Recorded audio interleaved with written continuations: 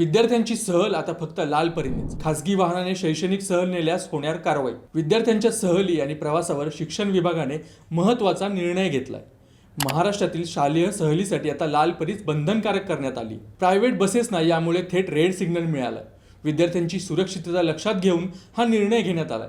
पण हा नियम नेमका काय आहे आणि शाळांना आता कोणते नियम पाळावे लागणार आहेत, नेमकी काय आहे संपूर्ण बातमी आणि सरकारने हा निर्णय का घेतला ते जाणून घेऊया थोडक्यात.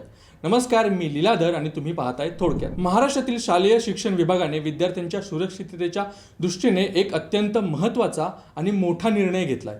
या निर्णयानुसार आता राज्यातील सर्व शाळांच्या सहलीसाठी आणि विद्यार्थ्यांच्या वाहतुकीसाठी केवळ एसटी महामंडळाच्या बसचाच वापर करणे कंपल्सरी करण्यात आले. शिक्षण विभागाने याबद्दलचे आदेश आता थेट शाळांना आणि शिक्षण अधिकाऱ्यांना दिले आहेत.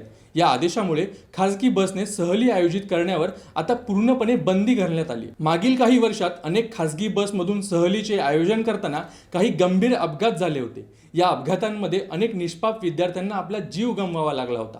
खासगी बसच्या चालकांकडे आवश्यक परवाने आणि अनुभव आहे की नाही, बसची वेळेवर तपासणी झाली आहे की नाही, याबद्दल अनेक प्रश्न उपस्थित झाले होते. विद्यार्थ्यांची सुरक्षितता ही सर्वोच्च प्राथमिकता असावी, यामुळे शिक्षण विभागाने हा महत्त्वपूर्ण निर्णय घेतलाय. या नवीन नियमानुसार आता कोणत्याही शैक्षणिक सहलीसाठी एसटी महामंडळाच्या बसशिवाय अन्य कोणताही खासगी वाहनाचा वापर करता येणार नाही. जर शाळांना सहलीसाठी बस हवी असेल तर त्यांना थेट एसटी महामंडळाकडेच मागणी करावी लागणार आहे. एसटी महामंडळाच्या बसेसची नियमितपणे तांत्रिक तपासणी होत असते.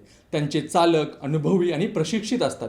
त्यामुळे विद्यार्थ्यांचा प्रवास अगदी सुरक्षित होईल अशी अपेक्षा शिक्षण विभागाने व्यक्त केली आहे. विशेष म्हणजे हा नियम केवळ सहलींसाठीच नाही तर शालेय क्रीडा स्पर्धांसाठी किंवा विद्यार्थ्यांशी संबंधित कोणत्याही सामूहिक कार्यक्रमासाठी प्रवास करताना देखील लागू असेल. यामुळे विद्यार्थ्यांना घेऊन जाणाऱ्या प्रत्येक प्रवासावर आता शासकीय नियंत्रण येणार आहे. त्यामुळे जर शाळांनी किंवा शिक्षकांनी या नियमांचे उल्लंघन केले तर त्यांच्यावर शिस्तभंगाची कारवाई देखील केली जाईल असा स्पष्ट निर्देशच शिक्षण विभागाने दिलाय. पण यामुळे राज्य परिवहन महामंडळासमोर आणखीन एक आव्हान असणार आहे.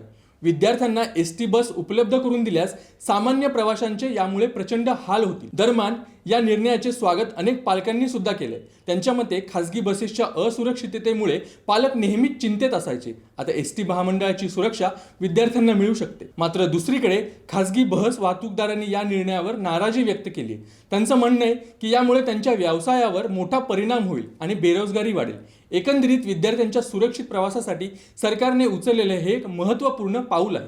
मात्र एसटी महामंडळाला आता या वाढत्या मागणीची पूर्तता करण्यासाठी त्यांना बसेसची संख्या वाढवावी लागणार आहे. हेही तितकंच महत्त्वाचं आहे. शिक्षण विभागाने विद्यार्थ्यांच्या सुरक्षिततेला प्राधान्य देऊन हा निर्णय घेतलाय. अशाच महत्त्वपूर्ण बातम्यांसाठी थोडक्यातला नक्की सबस्क्राईब करा.